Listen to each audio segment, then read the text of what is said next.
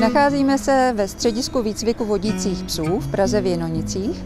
Je to středisko, které patří pod sjednocenou organizaci nevidomých a slabozrakých, ale působíme samostatně a sídlíme tedy v objektu, který byl už vybudován v roce 1997, což už je hodně dávno a byli jsme jedinou a první organizací, která se v České republice na výcvik vodících psů zaměřila. Psi se do výcviku zařazují ve věku 1 roku, ale to neznamená, že do té doby psi nic nedělají. Samozřejmě ta práce by byla úplně nemožná, kdyby nám přicházel do výcviku pes, který nic neumí. Do toho roku ti psi stráví svůj čas v rodinách předvychovatelů, kde každá rodina má jednoho pejska a o něho se stará. To samozřejmě zahrnuje nejen starost o štěňátko, ale je to i výcvik. Ten výcvik těch rodin samozřejmě probíhá pod vedením našich zkušených ošetřovatelek a v každém tom měsíci se to štěňátko něco naučí.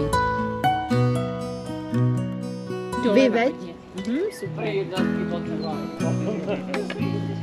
Ne každý pes je vhodný pro každého klienta a to, aby ta dvojice dobře fungovala, tak to je opravdu delší proces. Pokud klient má zájem o vodícího psa, tak se s ním nejprve sejdeme a zjistíme všechno, co můžeme o tom životním stylu, o tom rytmu, co ten klient od toho pejska očekává. Protože pokrýváme nebo předáváme psy klientům 15leté studence, která chodí na gymnázium a bude pejska používat úplně jinak než paní, které je 80 let, pejska měla, nebo vodící psy měla celý život a potřebuje nového vodícího psa. Ty nároky jsou úplně jiné. Máme klienty z vesnice, ale máme klienty i z Prahy. Abychom vytipovali správnou dvojici, tak si ti klienti přichází k nám do střediska psy zkoušet. I ten proces toho předávání potom tomu klientovi má několik fází. První je to fáze, kdy ten klient se učí ty základní povely, základní ovládání, péči o psa. Je rozdíl, jestli ten klient už psa měl, nemusí to být třeba vodící, jestli je zvyklý se starat o zvíře, jestli ví, že ráno musí vstávat, ať se mu chce nebo nechce, musí venčit. I taková základní věc, jako nasadit obojek psovi nebo přepnout vodítko, pro někoho to není vůbec jednoduché. Stejně tak nasadit postroj. Někomu to trvá kratší dobu, někomu déle, ale vždycky tady u nás ve středisku, když jsou v tom domečku, mají podporu našich cvičitelek.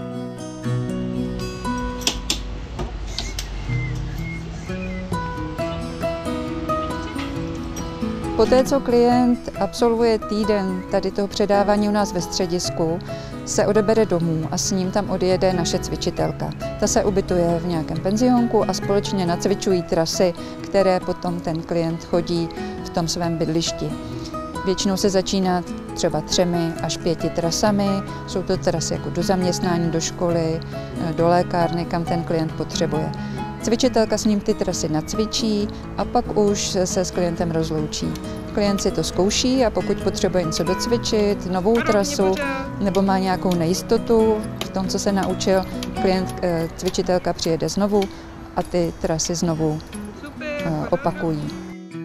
I po předání psa jsem se střediskem v kontaktu v podstatě, řekněme, celý rok, protože se dějí různé aktivity. Například soustředění rekondice s vodícími psy, podzimní setkání, vánoční večírek a i různé soutěže. Já jsem se velice těšil, že budu mít psa a využívám ho hlavně při přechodu z domu do práce anebo při pohybu po městě.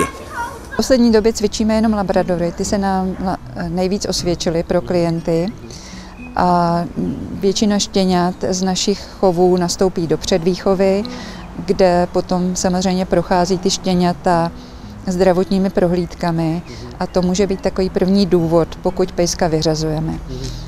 Kontrolujeme srdce, oči, kontrolujeme kyčle a pokud všechno je v pořádku, tak pes je zařazen do výcviku. V tom chovu máme psy i feny, kteří mají dobré vlastnosti a spoléháme na to, že i ty štěňata ty vlastnosti zdědí.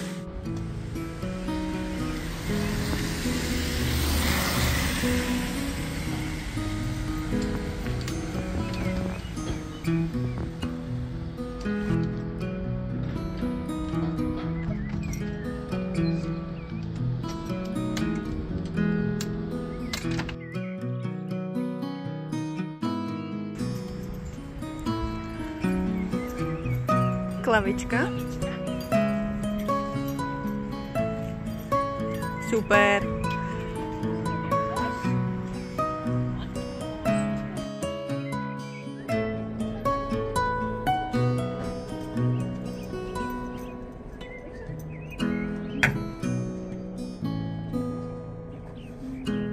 Cíl střediska je takový, aby klienti byli se psy spokojení, aby ten pes opravdu znamenal pro toho klienta zjednodušení toho života.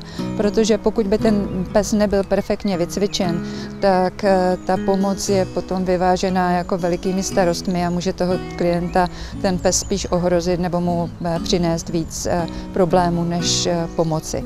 Takže naším cílem je, aby ty naši psy byly pro klienta parťáci, aby mu pomáhali, aby mu ten život zjednodušili.